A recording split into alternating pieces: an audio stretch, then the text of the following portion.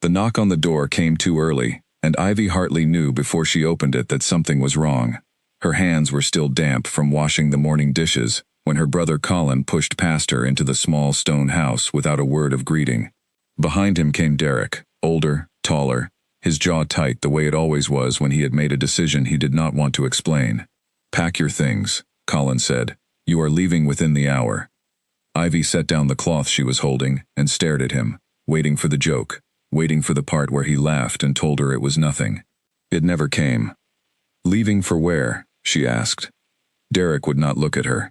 He walked to the window instead, staring out at the gray line of trees that marked the edge of Hartley land, as if the answer was easier to give to the forest than to his own sister. "The Ashford border," he said finally. "You are going to the Ashford pack." The name landed in Ivy's chest, like a stone dropped into still water.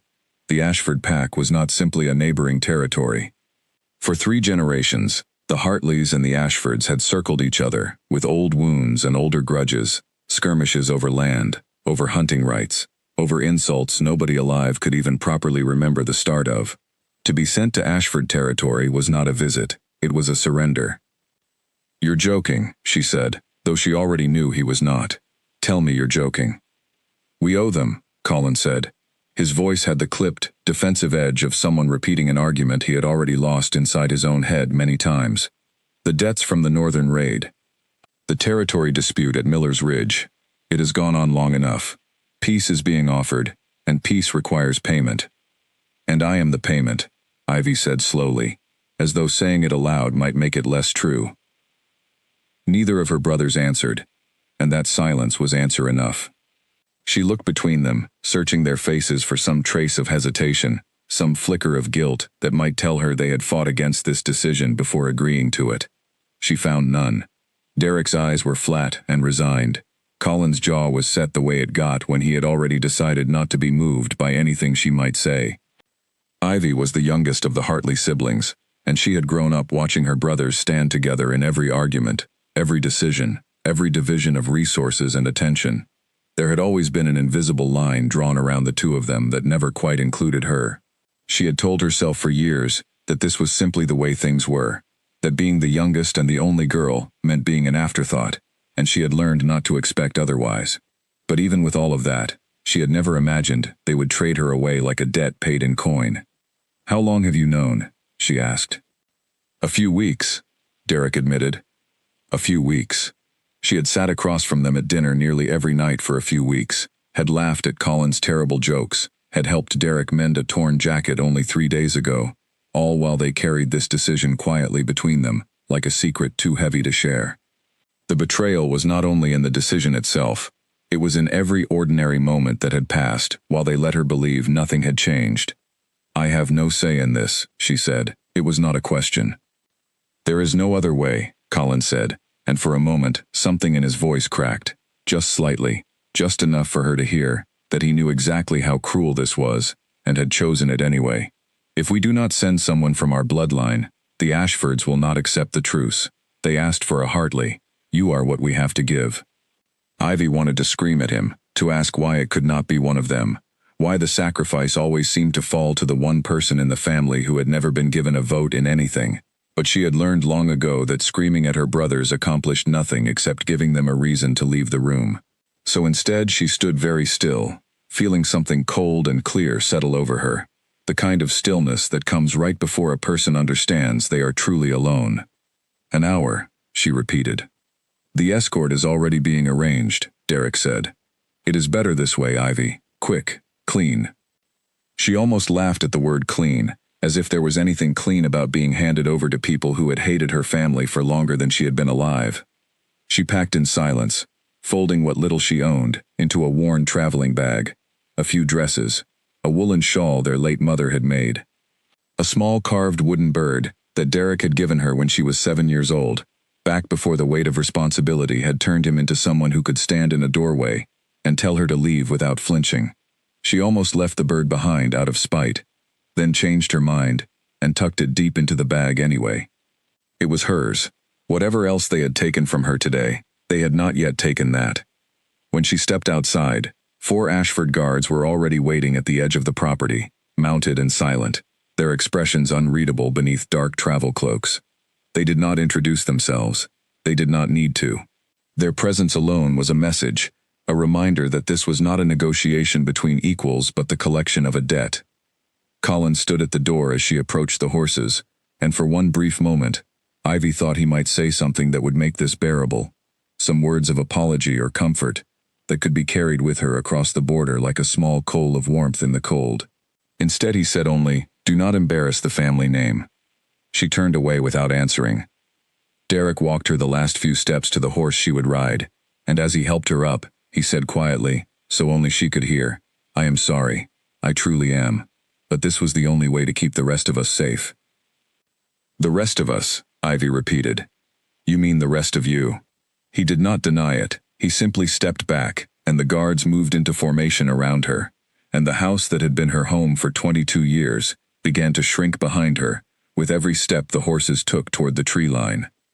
The journey to the Ashford border took the better part of 2 days. Ivy spent most of it in silence, watching the landscape change from the familiar rolling hills of Hartley land into denser forest, then into the sharper, colder terrain that marked Ashford territory. The guards spoke little among themselves and nothing at all to her, though she caught them occasionally glancing back as if to make sure she had not tried to flee. She had no intention of fleeing. There was nowhere to flee to. The family that should have protected her had handed her over willingly, and running would only prove to everyone that she had been as disposable as they believed. On the first night, they made camp beside a narrow stream, and one of the younger guards, a woman with sharp eyes and a guarded expression, offered Ivy a portion of dried meat and bread without a word. It was the first small kindness Ivy had received since the knock on her door, and it startled her how close it brought her to tears. "Thank you," she said quietly. The guard only nodded and returned to her post at the edge of the firelight. Ivy lay awake long after the others had settled, staring up at a sky thick with stars she did not recognize the shape of, thinking about everything she was leaving behind, and everything she did not yet know about what lay ahead. She had heard stories about the Ashford pack her whole life, most of them filtered through her brother's bitterness and her father's old grudges. She had heard the Ashford Alpha spoken of only in terms of strength and danger, a leader who had taken control of his territory young and held it through sheer will, a man rumored to be as cold as the northern winters that shaped his land. She did not know his name until the second day of travel, when one of the older guards finally spoke directly to her for the first time. "You will be presented to Alpha Ronan Ashford upon arrival," he said, his tone brisk and formal, the way a man might announce the schedule for an ordinary errand, rather than the handing over of a person's entire life. "You are expected to show proper respect. He does not tolerate disrespect, particularly not from Hartley blood." "I understand," Ivy said, though she understood very little beyond the fact that her future now belonged to a man she had never met, in a place she had never seen, among people who had been raised to see her family as an enemy. She thought of asking more questions, what kind of man this Ronan Ashford truly was, beneath the reputation, whether there was any chance at all of decency in a place built on old hatred. But something in the guard's expression told her that further questions would not be welcomed, so she kept them to herself, and watched the trees grow thicker, and the air grow colder, as they rode deeper into unfamiliar land. By the time the outline of the Ashford stronghold came into view on the evening of the second day, Ivy had cried what tears she was willing to allow herself, and had folded the rest of her grief into something quieter and harder, a determination not to let this place see her broken the moment she arrived. Whatever waited for her behind those tall stone walls, she intended to meet it with her spine straight and her chin level, even if her hands trembled where no one could see them. The gates of the stronghold rose ahead of them, dark wood banded with iron, flanked by watchtowers where figures stood silhouetted against the fading light. As the horses slowed to a stop before the entrance, Ivy felt the weight of dozens of unseen eyes settling on her, curious, wary, some openly hostile. Word of her arrival had clearly traveled ahead of her, and there was no mistaking the way the pack members gathered near the gate looked at her, the way they might look at an unfamiliar and unwelcome creature that had wandered onto their land. One of the guards dismounted and moved to help her down from the horse, his grip firm but not unkind. "This way," he said. "The Alpha is waiting." Ivy's legs were stiff from 2 days of riding, and her traveling clothes were dusted with the road, and her hair had come loose from its braids somewhere along the way, but there was no time offered to fix any of it. She was led directly through the gates, past rows of watching faces, toward the largest building at the center of the stronghold, a hall built of dark stone with tall windows that caught the last light of the setting sun. She did not know, as she climbed the steps toward those doors with her heart hammering against her ribs, that somewhere behind those very walls, a man had spent months dreaming of a woman he had never met.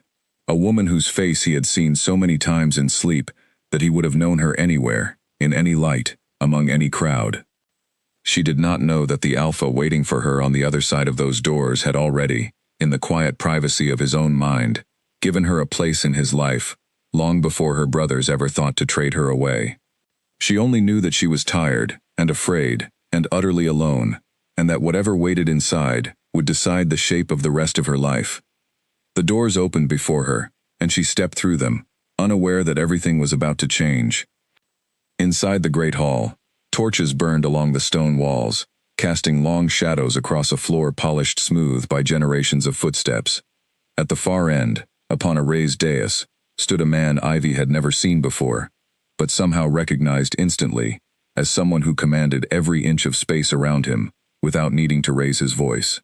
He was tall, broad through the shoulders, his dark hair swept back from a face carved with the kind of sharp, serious lines that suggested he rarely smiled and rarely needed to in order to be obeyed. His eyes, when they found hers across the length of the hall, held an expression she could not immediately name, something too complicated to be simple hostility. For one long, suspended moment, neither of them moved. Ivy felt the entire hall watching her, waiting to see how she would react, how she would carry herself in front of the man who now, by the terms of a trade she had never agreed to, held some manner of authority over her fate. She lifted her chin, refusing to let her fear show, and walked the remaining distance toward the dais, with as much composure as she could gather. But it was Ronan Ashford's reaction that no one in the hall could explain. He had been prepared, or so he believed, for the arrival of a Hartley woman sent as payment for old debts, a political formality he intended to handle with the same detached efficiency he handled every other matter of pack business. He had expected to feel nothing beyond the practical satisfaction of a resolved dispute. Instead, the moment his eyes landed on her face, the breath left his lungs, as though he had been struck. He knew her. Not from any meeting, not from any prior encounter in waking life, but from the dreams that had haunted him for months, vivid and inexplicable, dreams of a woman with tired eyes and a stubborn set to her jaw, a woman whose voice he had heard murmuring things he could never quite remember upon waking, a woman his own instincts had marked, somewhere deep and wordless, as his. He had told no one about the dreams. He had dismissed them himself, more than once, as nothing more than the strange workings of an overburdened mind, the kind of nonsense that came from carrying the weight of an entire pack on one's shoulders for too many years without rest. His advisors, on the rare occasions he had let slip even a fragment of what he was experiencing, had suggested exhaustion, stress, the natural toll of leadership. He had accepted their explanations, because the alternative, that he was somehow fated to a woman he had never met, seemed too strange to entertain seriously.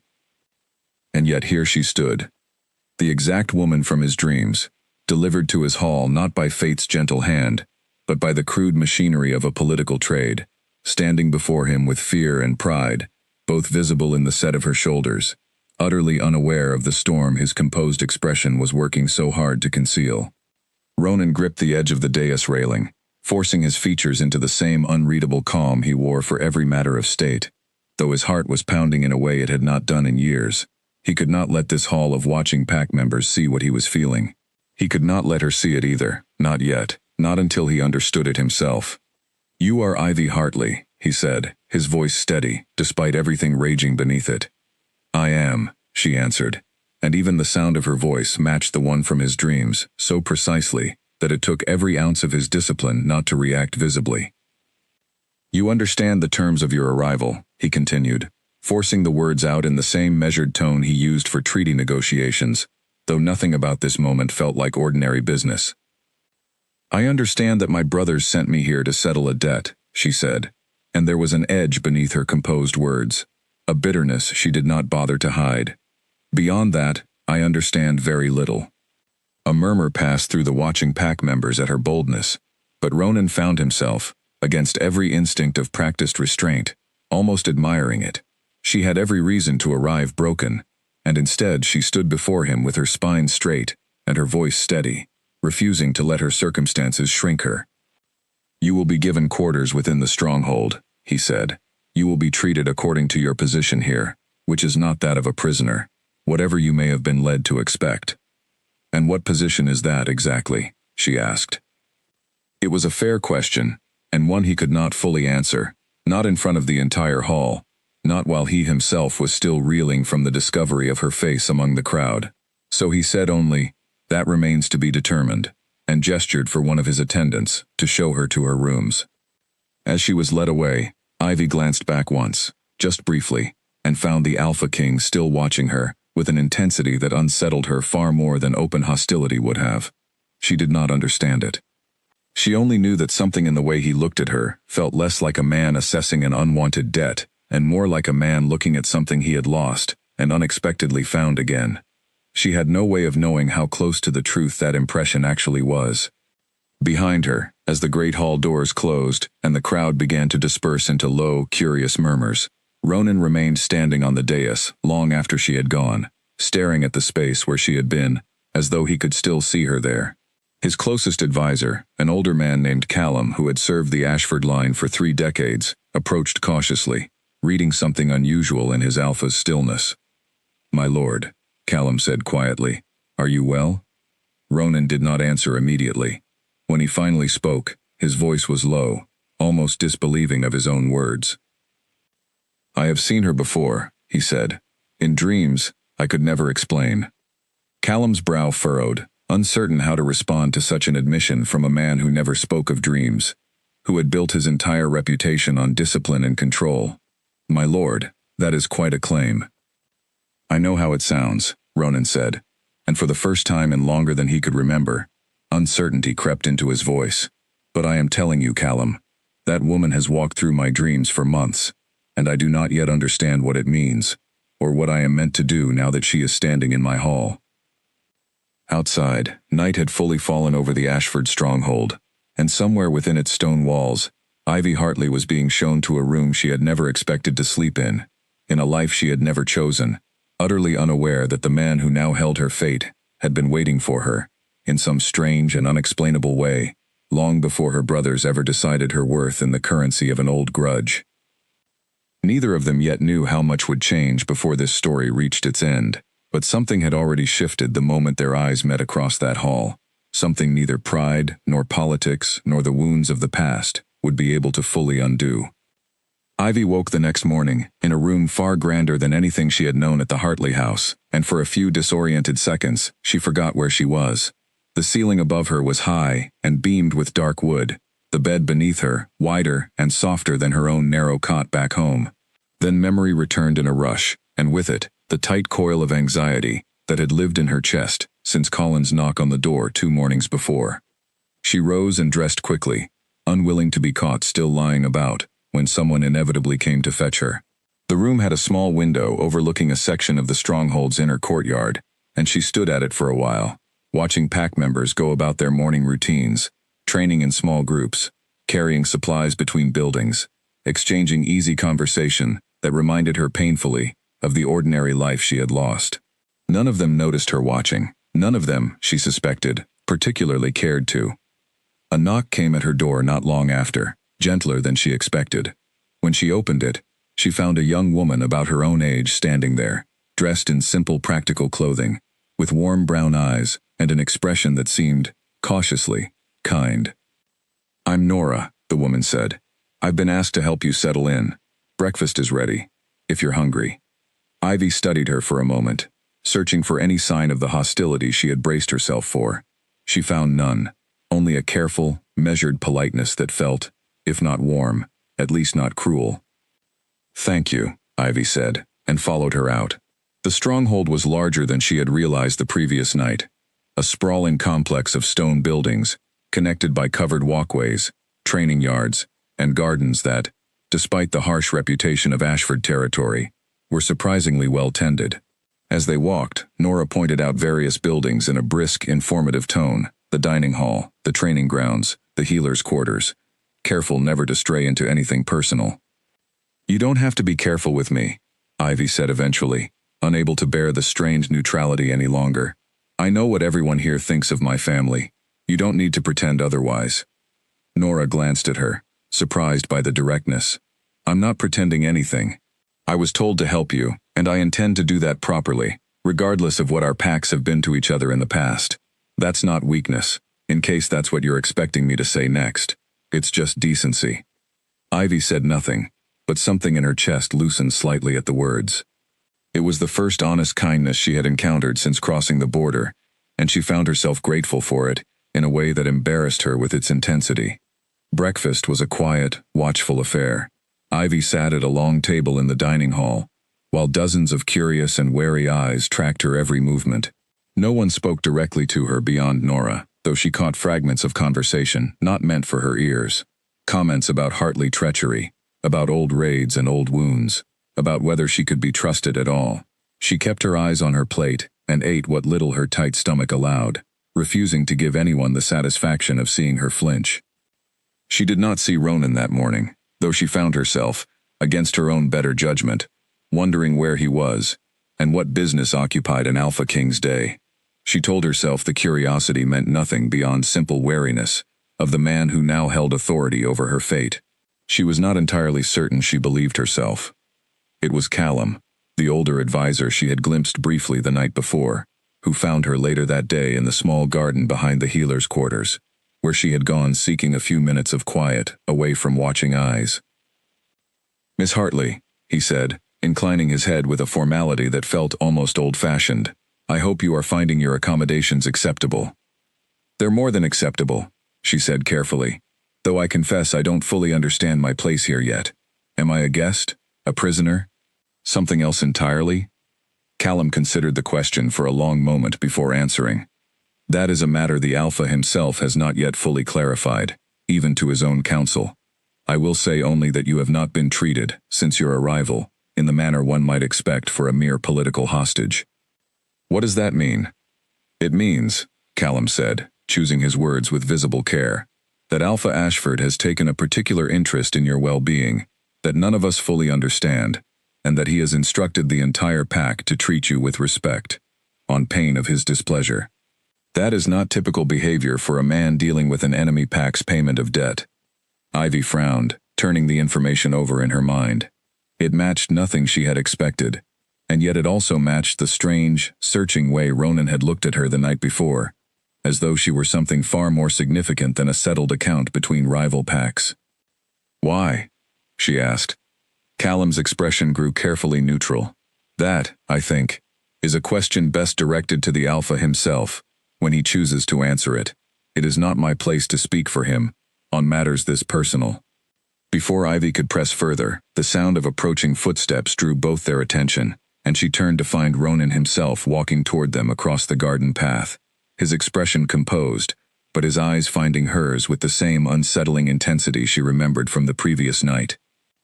"Callum," Ronan said, a clear dismissal beneath the polite tone. The older man bowed slightly and retreated without argument, leaving Ivy alone with the Alpha King for the first time since her arrival. She straightened her spine instinctively, bracing herself for whatever this conversation might bring. "I trust you slept well," Ronan said, though the question felt like little more than a formality neither of them cared much about. "As well as one can, in a stranger's stronghold, having been sent here by her own family," Ivy said, unable to fully keep the edge from her voice. Something flickered across Ronan's face, something that might have been sympathy, though he masked it quickly. "I understand this arrangement was not your choice." "It was not anyone's choice but my brother's," Ivy said.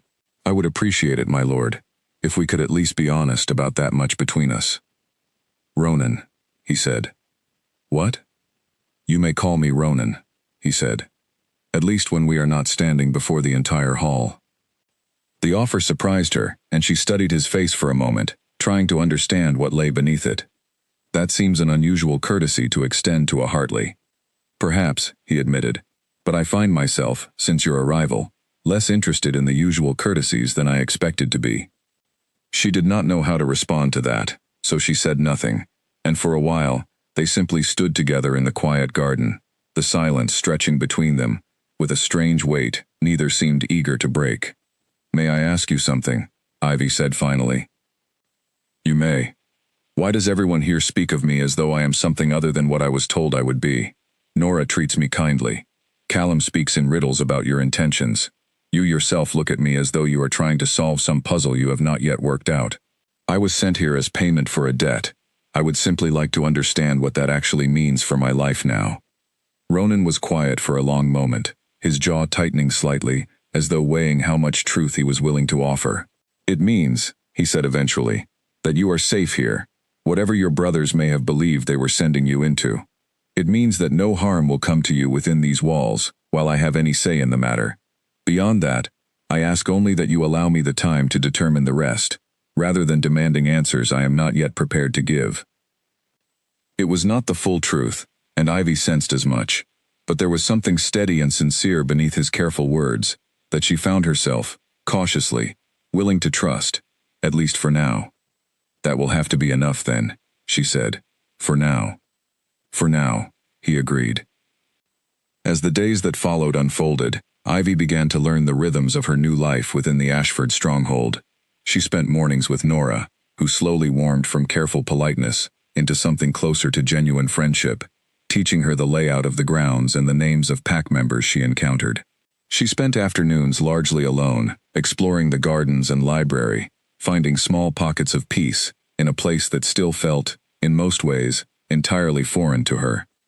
Not everyone shared Ronan's apparent goodwill toward her presence.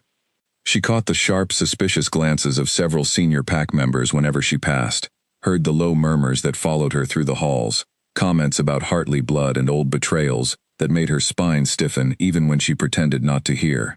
One evening, a pack member named Garrick, broad-shouldered and openly hostile, blocked her path in a narrow corridor, his expression cold. "You think a few kind words from the Alpha make you one of us?" he said, low enough that only she could hear. "Your family has spilled Ashford blood more times than I can count. Do not mistake his patience for the pack's forgiveness." Ivy held his gaze, refusing to let her fear show, though her heart pounded hard against her ribs. "I never asked to be forgiven," she said evenly. "I only asked to be left in peace, which is more than my own family ever offered me." Something in her voice, some raw honesty beneath the composed words, seemed to catch him off guard, and after a moment he stepped aside, though the suspicion in his eyes did not fade. She did not tell Ronan about the encounter, not wanting to appear as though she were seeking his protection at every turn, but somehow, that same evening, he found her in the garden again, as though drawn there by instinct alone. "You seem troubled," he said, settling onto the bench beside her, close enough that she was aware of every inch of distance between them, though he was careful not to close it further. "It is nothing," she said. "Ivy," he said, and the use of her given name, spoken so simply and directly, startled her into looking at him fully. "I would prefer honesty between us. Whatever else remains uncertain in this arrangement." She studied him for a moment, weighing the wisdom of trusting a man she barely knew, before finally relenting. "Not everyone here shares your restraint toward my family's history. I do not fault them for it. But it is not always comfortable, being reminded at every turn, that I am considered an enemy simply by the blood I carry."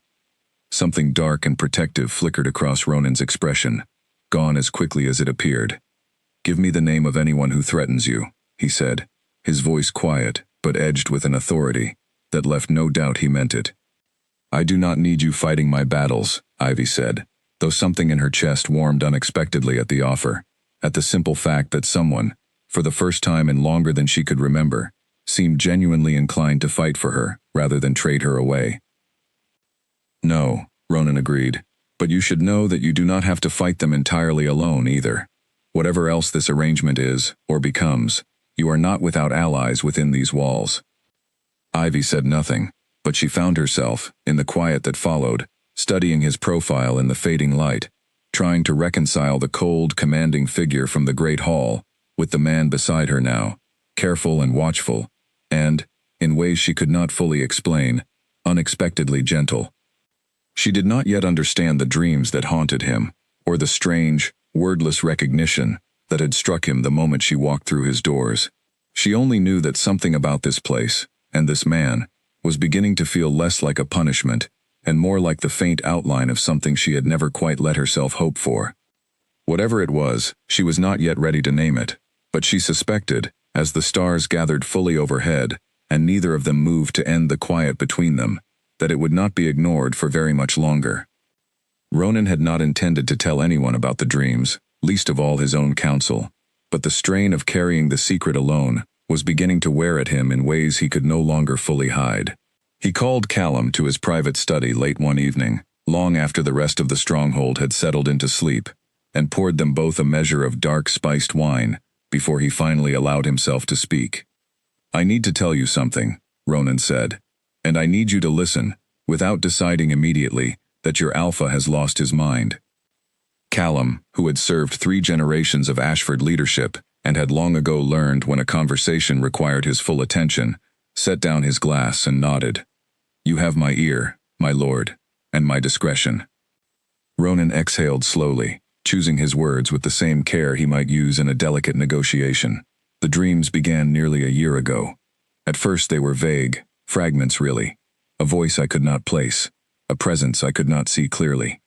Over time, they grew sharper. A woman's face, her voice.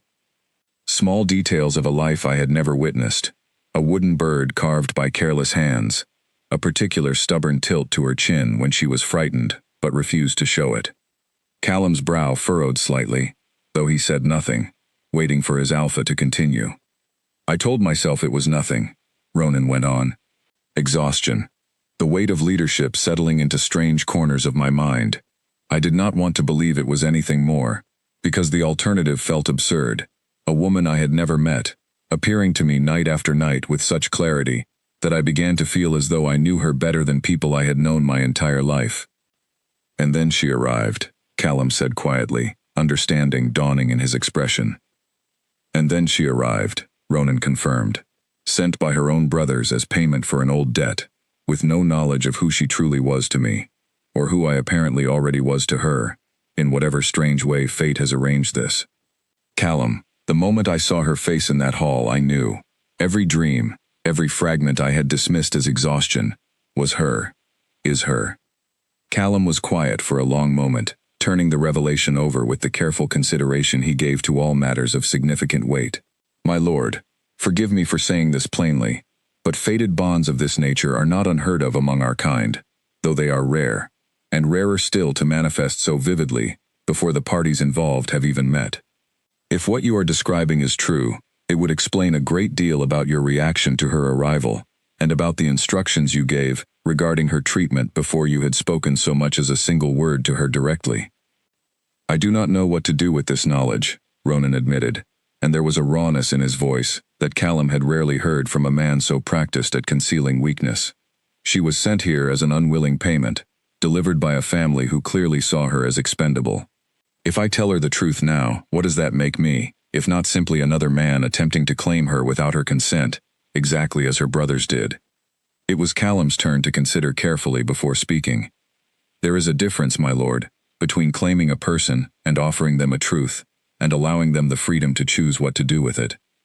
If what you describe is real, she deserves to know eventually, but perhaps not yet, not while the wounds of her arrival are still so fresh, and not while she has so little reason to trust anything told to her by someone in a position of power over her circumstances." Ronan nodded slowly, the wisdom of the advice settling over him, even as it did nothing to ease the restless uncertainty in his chest. "Then I will wait," he said. "I will give her time to see this place, and perhaps even me, as something other than the punishment her brothers intended it to be. And when the moment feels right, I will tell her everything." "A reasonable plan, my lord," Callum said, "though I would caution you against waiting too long. Secrets of this magnitude have a way of surfacing on their own, often at the least convenient moment." Ronan did not know, as he sat with that warning settling uneasily in his chest, how soon Callum's words would prove prophetic.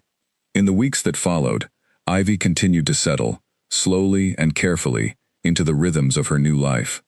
She began joining Nora and a small group of other young pack members for meals, finding, to her quiet surprise, Moments of genuine laughter and ease, amid the lingering wariness that still followed her through certain corridors.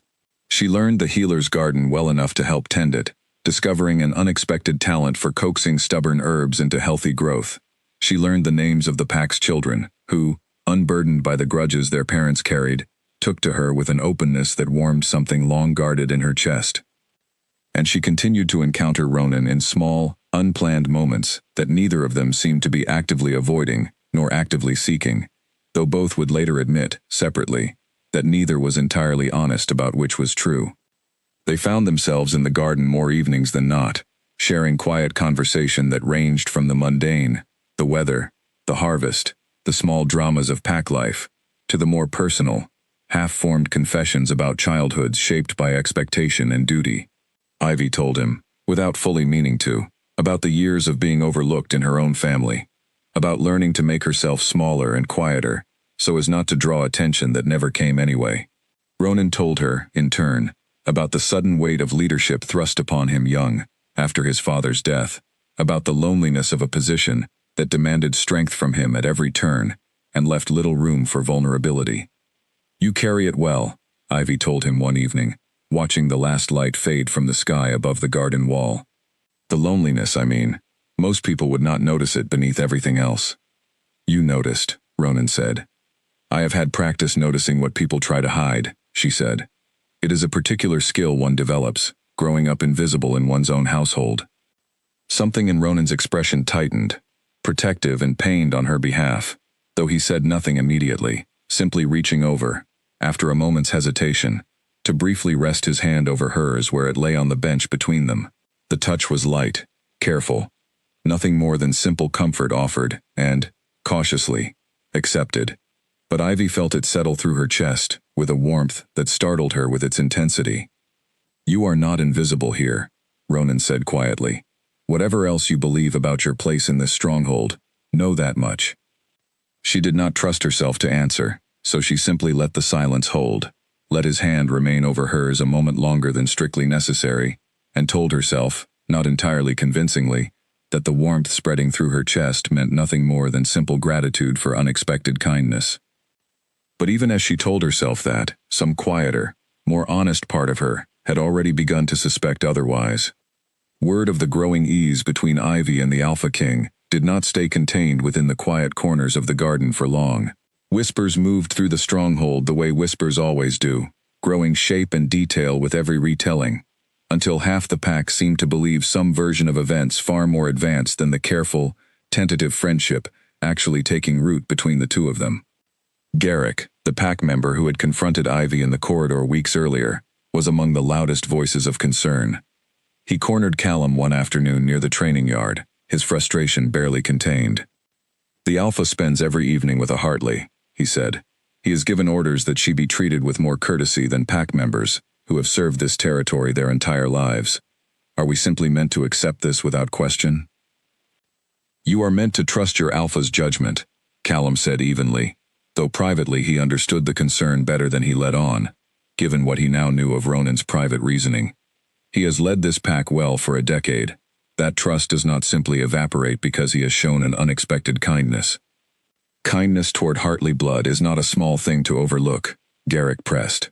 "Her family has cost us more than most remember. Miller's Ridge alone cost us 6 lives. And she was 7 years old at the time of Miller's Ridge," Callum said, his patience thinning slightly. "Whatever grievances you carry against her brothers, I would encourage you to remember that the woman herself bears no responsibility for decisions made by men, who, from what little I understand of her circumstances, treated her with as much disregard as they showed our territory." Garrick did not look convinced, but he said nothing further, and Callum made a private note to raise the matter with Ronan, before the discontent had a chance to spread further than it already had. That evening, Ronan called a small gathering of his senior pack members, not to explain his private reasoning, which he was not yet ready to share, but to address the growing unrest directly. "I am aware," he said, standing before the assembled group with the calm, unshakable authority that had earned him their loyalty over the years, "that Ivy Hartley's presence here has raised questions among some of you. I will not pretend those questions are unreasonable, given our history with her family. But I will say this clearly, so there is no confusion going forward. She arrived here as payment for a debt she did not create and did not choose. Whatever grievances this pack holds against her brothers will not be settled by cruelty toward her. That is not the kind of leadership I intend to offer, and it is not the kind of pack I intend to lead. A murmur moved through the gathered members, some clearly satisfied by the firm clarity of his words, others still visibly uncertain. Garrick, standing near the back, said nothing, though the set of his jaw suggested his concerns remained far from resolved. Ivy, unaware of the meeting taking place on her behalf, spent that same evening in the healer's garden with Nora, discussing nothing more significant than the stubborn growth of a particular medicinal herb, grateful for the ordinary ease of the conversation, after weeks of navigating unfamiliar tensions. "You seem lighter lately," Nora observed, watching her friend work the soil with careful hands. "Whatever is happening between you and the Alpha, it agrees with you." Ivy felt heat rise in her cheeks despite herself. "Nothing is happening. We speak sometimes, that is all." Nora said, clearly unconvinced but too kind to press further. "Well, whatever it is or isn't, I am glad to see you smiling more than you were when you first arrived." Ivy said nothing, but she found herself thinking, as she often did lately, of the quiet warmth in Ronan's expression when he looked at her, of the careful way he seemed to listen to every word she said, as though it mattered more than it reasonably should. She did not yet understand what any of it meant, only that something in her chest had begun to shift, in ways she was not entirely prepared for. Not after arriving at this stronghold expecting nothing but cold formality and quiet suffering. She was still turning these thoughts over, when a messenger arrived at the garden gate, breathless and formal, requesting her presence in Ronan's private study. She found him standing near the window when she arrived, his expression more troubled than she had seen it since her first night in the hall. "Is something wrong?" she asked, stepping inside. "News has arrived from the Hartley border," Ronan said carefully. "Your brothers have requested a formal audience." The words settled over Ivy like cold water. An audience? For what purpose? "They did not say," Ronan admitted, "only that they wish to discuss the terms of the arrangement further, and that they intend to arrive within the week." Ivy felt her hands curl into fists at her sides, old anger rising fast and sharp beneath the calm she had worked so carefully to build over the past weeks. "The terms were already settled the moment they handed me over, like a debt paid in coin. What further terms could there possibly be to discuss?" "I do not know," Ronan said, "but I intend to find out, and I intend to be present for whatever they have come to say." "You will not face them alone, if that is a concern weighing on you." "It is not a concern," Ivy said, though the tightness in her voice betrayed the lie even as she spoke it. "I simply do not understand why they would return at all, having already gotten exactly what they wanted from this arrangement." Ronan studied her for a long moment, something protective and quietly furious moving behind his composed expression. "Whatever they have come to negotiate, know that I will not allow you to be used as a bargaining piece a second time. You are not a debt to be renegotiated, Ivy. Whatever else remains uncertain between us, that much I can promise you without hesitation." She looked at him then, really looked, and found none of the calculated politics she might have expected from a man protecting a political asset. What she found instead was something far more personal, something that looked, unmistakably, like genuine care. "Thank you," she said quietly. The week that followed passed with an uneasy tension threaded through every corner of the stronghold. Ivy found herself unable to fully enjoy the small pleasures that had begun to shape her days, the garden, the easy company of Nora and the children, the quiet evenings with Ronan, all of it now shadowed by the looming arrival of brothers who had shown her, quite clearly, exactly how little her feelings weighed against their interests. When Colin and Derek finally arrived at the stronghold gates, Ivy watched from an upper window as they were escorted through the courtyard, her chest tight with a complicated tangle of emotions she could not fully untangle. Anger, certainly. But beneath it, unwillingly, something that still ached like grief for the family bond that should have protected her, and had instead sold her away without a second thought. The formal audience took place in the Great Hall, the same room where Ivy had first been presented to Ronan weeks earlier.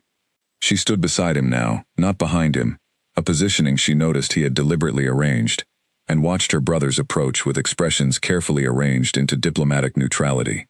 Alpha Ashford, Colin said, bowing with practiced formality. "We thank you for granting us this audience."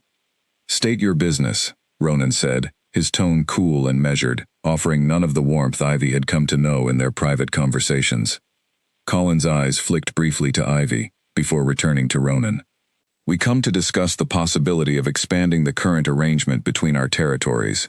Given the successful settling of our previous debt, we believe there may be further opportunities for cooperation between our packs, particularly regarding trade rights along the northern border." Ivy felt something cold settle in her stomach as understanding dawned.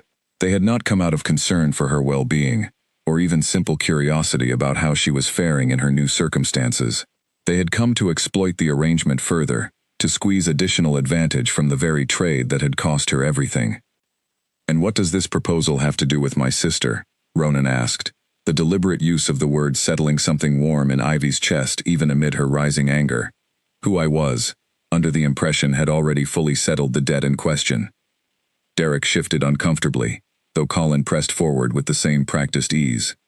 "We simply believed that given the goodwill already established through her presence here, further cooperation might be mutually beneficial. Perhaps additional resources could be extended to our territory, in recognition of the continued strength of this new alliance." Ivy could hardly believe what she was hearing.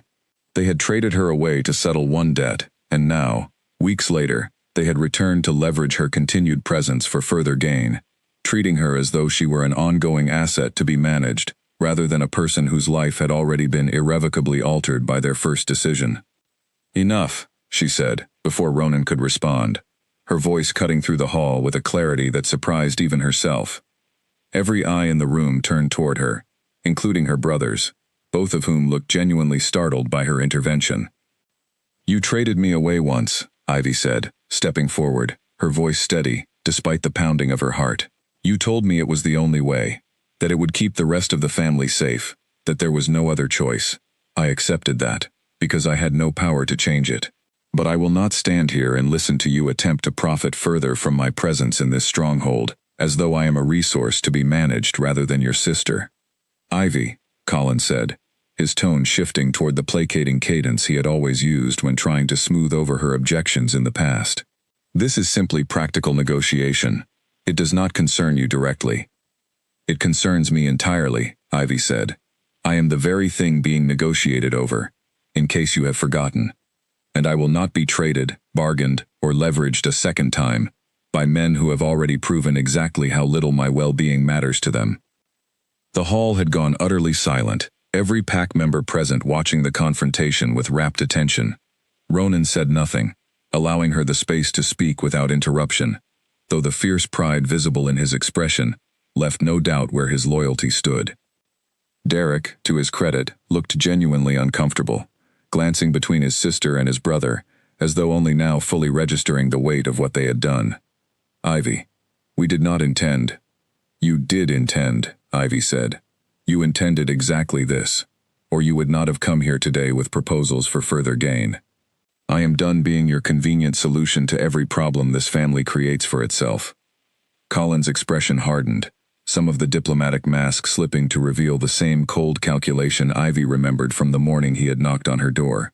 "You forget your place, Ivy. This arrangement exists because of decisions made for the good of the entire family." "No," Ronan said, finally stepping forward, his voice carrying the full weight of his authority. "She forgets nothing. You, however, seem to have forgotten that she is no longer solely under your authority to bargain with.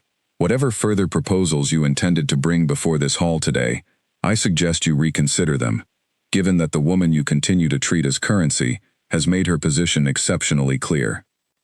Colin's jaw tightened, but he said nothing further, clearly recognizing the shift in power that had occurred, not through Ronan's intervention alone, but through Ivy's own refusal to remain silent. "This audience is concluded," Ronan said. "You may return to your territory.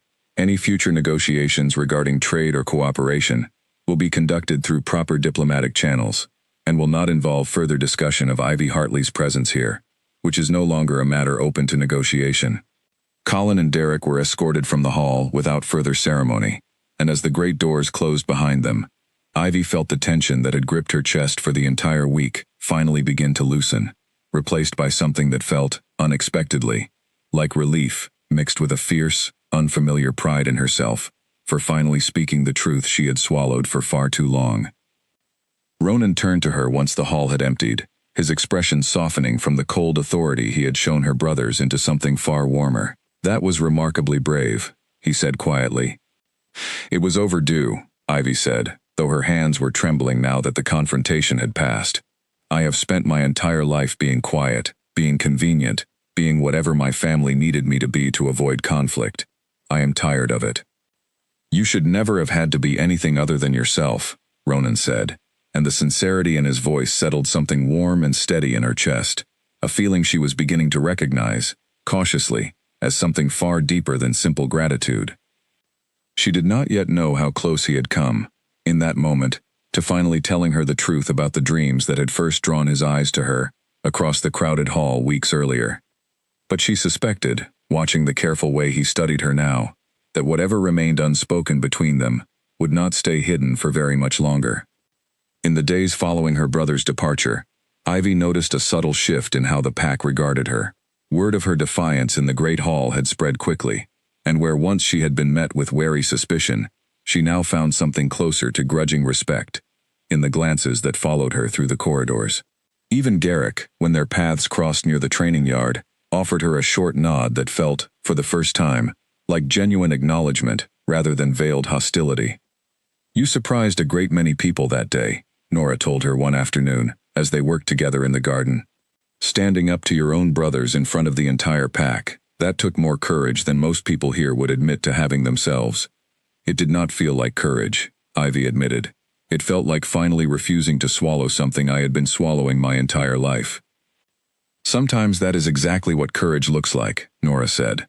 Ivy found herself returning to that conversation often in the days that followed, turning the truth of it over in her mind, as she navigated the strange, unfamiliar territory of a life that finally seemed to belong to her, rather than to the expectations of others.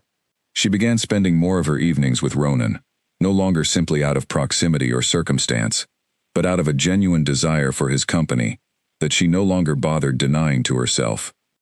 It was on one such evening, as autumn settled fully over the stronghold and the garden's late blooms began to fade toward winter, that Ronan finally found the courage to tell her the truth he had carried since her very first night within these walls. "I need to tell you something," he said, his voice carrying a seriousness that immediately drew her full attention. "Something I should have told you weeks ago, though I confess, I was uncertain how you would receive it."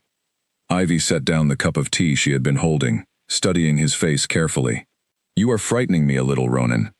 "That is not my intention," he said, though the tension in his shoulders suggested he understood exactly how unusual this conversation was about to become. "Before you arrived here, I had been having dreams, vivid ones, recurring for months, of a woman I had never met. Her voice, small details of her life I could not possibly have known through any ordinary means." Ivy felt her breath catch, some instinct warning her of what was coming before he fully said it. "The woman in those dreams," Ronan continued, "was you, Ivy. I recognized you the moment you walked through those doors, weeks before either of us had ever exchanged a single word. I did not tell you sooner, because I did not know how to explain something I barely understood myself, and because I did not wish to burden you with something so strange, while you were still adjusting to circumstances you never chose." Ivy sat in stunned silence for a long moment, turning the revelation over in her mind, searching for some rational explanation that might make it easier to accept, and finding none. "You are saying you dreamed of me, before we ever met?" "Yes," Ronan said simply. "How is that possible?" "I do not fully know," he admitted. "Callum believes it may be some manner of fated bond, rare among our kind, but not entirely unheard of.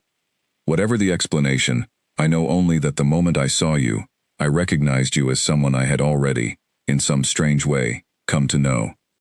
Ivy thought back to that first night, to the intensity of his gaze across the crowded hall, the way he had seemed to look at her, as though she were something far more significant than a mere political trade. It made a strange kind of sense now, in a way that unsettled her, even as it explained so much. "Why tell me now?" she asked. "Because I could not continue pretending it did not exist between us," Ronan said. "Because you deserve the truth, whatever you choose to do with it. and because I find that I no longer wish to hide anything from you, particularly not something this significant." Ivy studied him for a long moment, weighing the enormity of what he had just told her against everything she had come to know and, cautiously, trust about him over the past weeks. "I do not know what to say," she admitted finally. "You do not need to say anything," Ronan said. "I did not tell you this expecting anything in return. I told you because it felt wrong to continue carrying it alone, and because whatever this connection is between us, real or fated, or simply the product of two people learning to trust each other despite difficult circumstances, I did not want secrets standing between it any longer." Something in his sincerity settled the initial shock in Ivy's chest into something quieter, something that felt, cautiously, like acceptance. "I do not know what to make of dreams and fate," she said slowly. "But I know that these past weeks, with you, have felt more real and more honest than anything I experienced in my entire life before arriving here. Perhaps that is enough, for now, without needing to fully understand the rest." Ronan reached for her hand then, and this time neither of them hesitated, her fingers curling naturally into his, as though they had always belonged there. "That is enough," he agreed quietly. "For now." They sat together as the evening deepened around them, the weight of the secret finally lifted between them, replaced by something new and fragile, and, for the first time since Ivy's arrival, entirely free of the fear and uncertainty that had shadowed every previous exchange. Whatever fate or dreams or strange, unexplainable bonds had brought them to this moment, both of them understood, without needing to say it aloud, that whatever came next, they would face it together. The peace that settled over the following weeks felt, to Ivy, almost too fragile to trust. She had learned, through years of disappointment, that comfort rarely lasted long in her life without some new complication arriving to disturb it, and so, even as she allowed herself to grow closer to Ronan, to enjoy the quiet warmth of evenings spent in his company, and the growing acceptance of the pack around her, some cautious part of her remained braced for the next difficulty. That difficulty arrived less than a month later, in the form of a messenger bearing news that Ivy's brothers, having failed to secure further advantage through diplomatic channels, had begun quietly attempting to rally support among smaller neighboring territories, spreading claims that the Ashford pack had coerced Ivy's continued presence against her will, painting themselves as concerned family members seeking to protect her from an unjust captivity. "They are lying," Ivy said, disbelief and fury warring in her voice, as Callum relayed the news to her and Ronan, in the privacy of the study. "I stood in front of the entire hall, and told them exactly what I thought of their arrangement. How dare they now claim concern for my well-being?" "It is a calculated move," Callum said grimly. "If they can convince enough surrounding territories that Ashford has acted improperly, they may hope to leverage that pressure into forcing further concessions, perhaps even your return, which they could then use as further bargaining material." Ronan's expression had gone hard and cold, in a way Ivy had not seen since her very first night in the hall. "They intend to use her as a pawn, a third time, dressed up now as a rescue rather than a trade." "What do we do?" Ivy asked. "We tell the truth," Ronan said simply, plainly, "and to whoever will listen. I will not allow your brothers to rewrite the story of what happened here, to suit their own ambitions." Over the following days, Ronan sent formal correspondence to the surrounding territories, laying out clearly, and without embellishment, the true circumstances of Ivy's arrival, her treatment since, and her own public rejection of her brother's attempts to further exploit the arrangement. Several territory leaders, already skeptical of the Hartley brothers' reputation for opportunism, responded with clear support for Ashford's account. But the resolution did not come without one final confrontation. Colin and Derek arrived unannounced at the stronghold gates less than a week later, demanding entry, their composure noticeably frayed by the failure of their broader scheme. Ivy chose, this time, to meet them not in the formal setting of the Great Hall, but in the courtyard, standing beside Ronan but speaking for herself entirely. "You have caused enough damage," she said, before either brother could open with practiced diplomacy, "spreading lies about my treatment here, using my name to build sympathy for a scheme that serves only your own ambitions. I am finished being used by either of you." "Ivy, we only wanted," Colin began. "I know exactly what you wanted," Ivy cut in. "You wanted leverage, and when honest negotiation failed to provide it, you decided dishonesty might work instead. I do not know when you both became people willing to lie so freely, even about your own sister's well-being, but I am no longer willing to pretend that family loyalty obligates me to protect you from the consequences of your own choices. Derek looked, for the first time since Ivy had known him, genuinely stricken by her words. We are still your family, he said quietly. Family does not trade each other away, and then lie for further gain when the first trade proves insufficient, Ivy said, her voice steady, despite the ache beneath it. I loved you both, once, in the uncomplicated way a younger sister loves her brothers without question. That love does not disappear easily, even now, but it cannot survive being used as a tool for your ambitions indefinitely. Colin's jaw tightened, old pride warring visibly with something that might, finally, have been genuine shame. What do you want from us then? I want you to leave, Ivy said.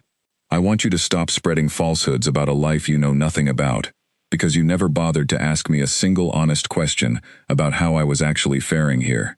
And I want you to understand that whatever happens between our territories going forward, it will happen without me as your bargaining chip. Ronan, who had remained silent throughout the exchange, finally spoke, his voice carrying the full authority of his position. Your sister has made her position clear.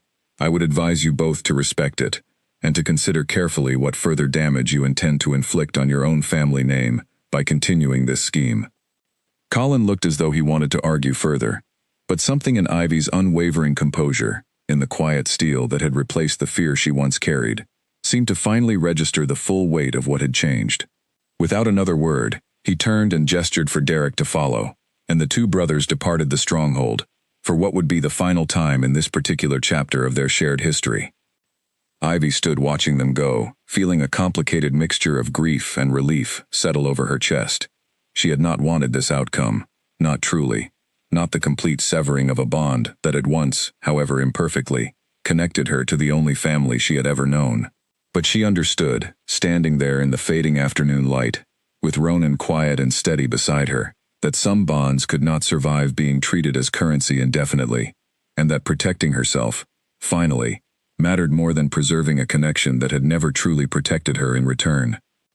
Are you well? Ronan asked quietly, once the gates had closed behind her brothers. I will be, Ivy said, and found, to her own quiet surprise, that she believed it. With her brother's scheme fully exposed, and their influence over her life finally severed, Ivy found herself, in the weeks that followed, settling into the Ashford stronghold with a lightness she had never expected to feel, in a place that had once represented nothing but fear and uncertainty. The wariness that had once followed her through the corridors had faded almost entirely, replaced by the easy acceptance of a pack that had watched her stand her ground against her own family, and had come, gradually, to respect the strength it took to do so.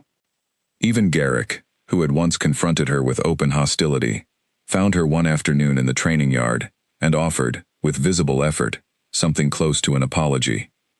I judged you unfairly, he said gruffly, based on history that was never truly yours to answer for. I hope you will accept that I was wrong.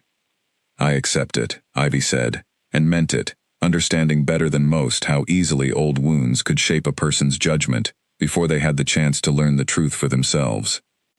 Her relationship with Ronan, too, had deepened steadily through the trials of the preceding weeks, no longer shadowed by unspoken secrets or the looming threat of her brother's schemes. They spent their evenings together freely now, their conversations ranging easily between the practical business of pack life and the quieter, more personal territory of dreams and hopes neither had dared voice aloud before. I used to think, Ivy told him one evening, as they walked together along the stronghold's outer wall, watching the sun set over the northern hills, that I would spend my entire life being overlooked. Convenient when needed, invisible otherwise. I never imagined a life where someone might actually choose me, deliberately, rather than simply tolerate my presence.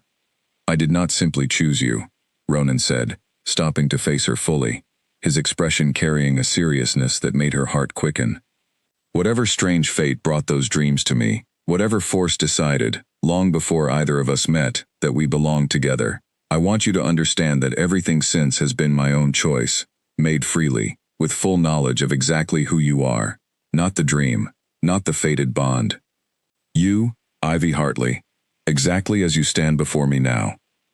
Ivy felt tears gather unexpectedly in her eyes, though they carried none of the grief that had marked so many of her tears in recent months. I choose you too, she said quietly, freely, fully. Whatever this fate arranged between us, I am glad, now, that it led me here. Ronan reached up to gently brush a stray tear from her cheek, his touch careful and reverent in a way that settled something deep and certain in her chest. Then let me make it official, he said, in front of the entire pack, so there can be no doubt in anyone's mind, including your own, about exactly what place you hold here.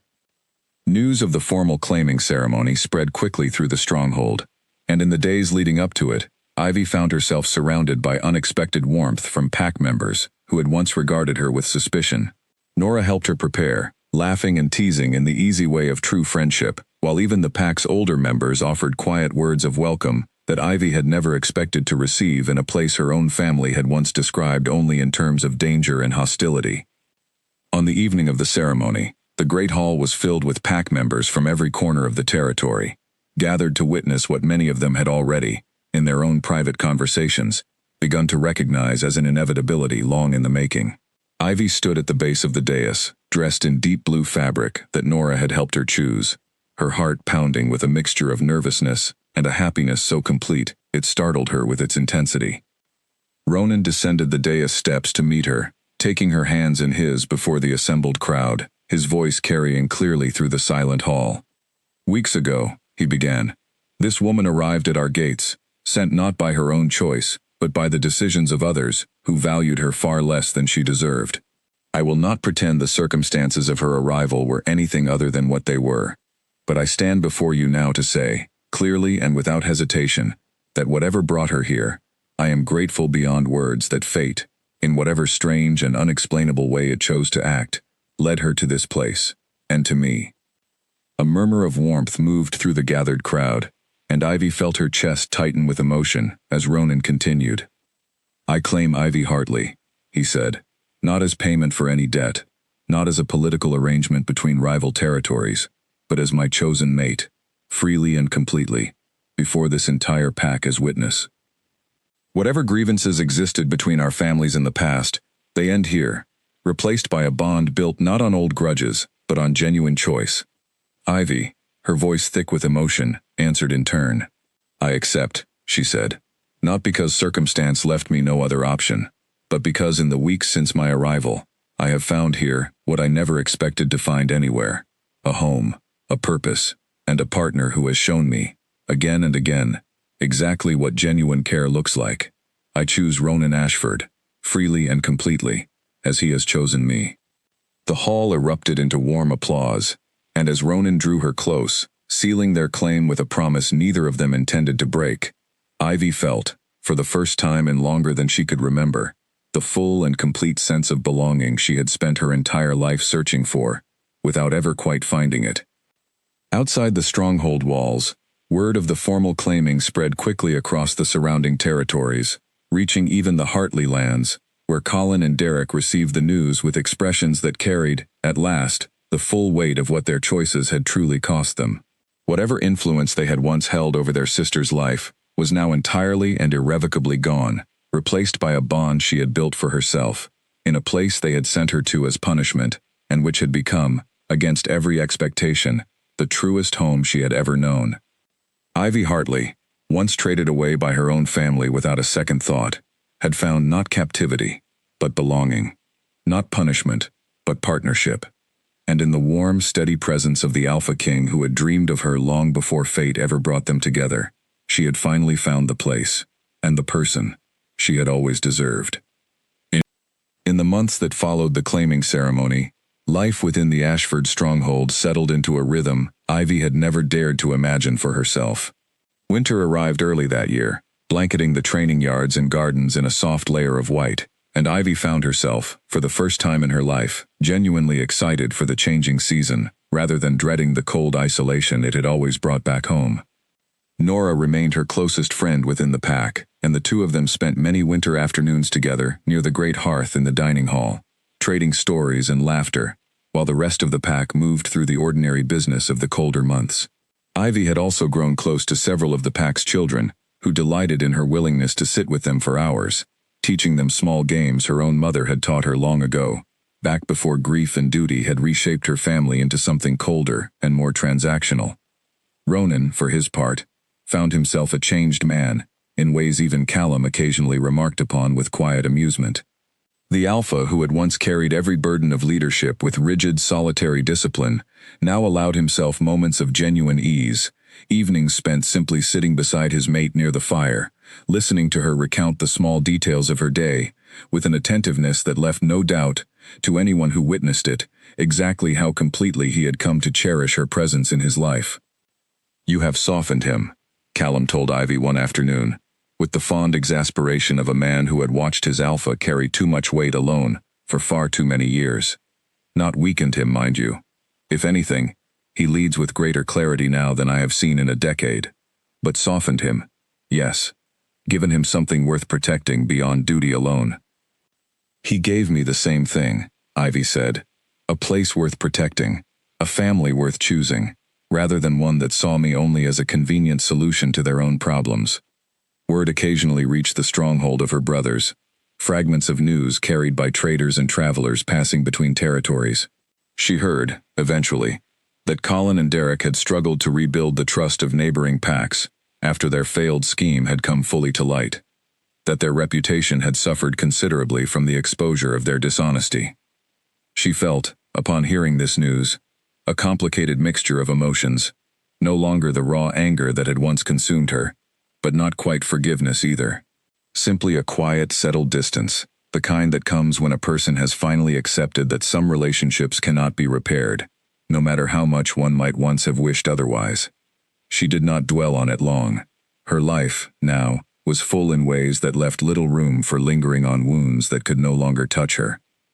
As the first signs of spring began to emerge across the Ashford territory, Ronan surprised her one evening with a walk to the same garden where their friendship had first taken root, now beginning to bloom again after the long winter months. He led her to the bench where they had shared so many quiet conversations, and there, beneath the same darkening sky that had witnessed the earliest moments of their unlikely bond, he knelt before her with a small, carefully carved wooden box in his hands.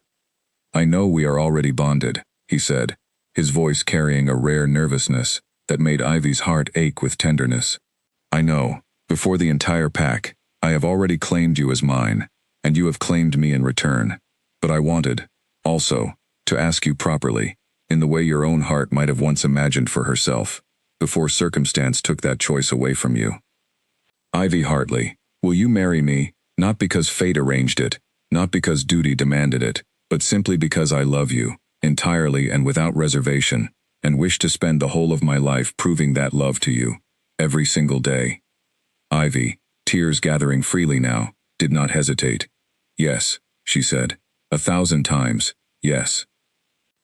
Their wedding, held as the last frost of winter gave way to the first warm days of spring, drew pack members from every corner of the Ashford territory, along with several neighboring leaders who had come to respect the strength and honesty Ivy had shown throughout the trials of her arrival and settling into her new life. The great hall, once the site of her frightened first steps into an unknown future, was transformed with flowers and warm lantern light, filled with laughter and genuine celebration, in a way that stood in stark, healing contrast to the cold formality of her arrival months before.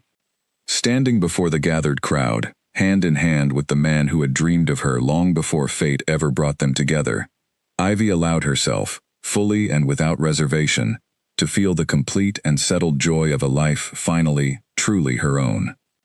She thought, briefly, of her brothers, of the house she had grown up in, of the years spent making herself small and quiet in hopes of earning a love that had never fully arrived. She let the thought pass gently through her mind, and out again, no longer carrying the sharp sting it once had, replaced instead by a quiet gratitude for the strange, winding path that had led her here, to this hall, to this man, to this life she would never have imagined for herself, on the morning her brothers had knocked on her door and changed everything. Whatever had been broken in her family, something new and unbreakable had been built here instead, forged not through obligation or old debts, but through genuine choice, freely given and freely returned. Ivy Hartley, once traded away by the very people meant to protect her, had found in the Ashford stronghold not the punishment her brothers had intended, but a home, a partnership, and a love that had, against every expectation, been waiting for her all along. And as Ronan drew her close beneath the warm glow of the great hall's lanterns, surrounded by a pack that had come, fully and completely, to embrace her as one of their own, Ivy understood, with a certainty that settled deep and permanent in her chest, that whatever the future held, she would never again have to face it feeling unseen, unwanted, or alone. She had found, at last, exactly where she belonged.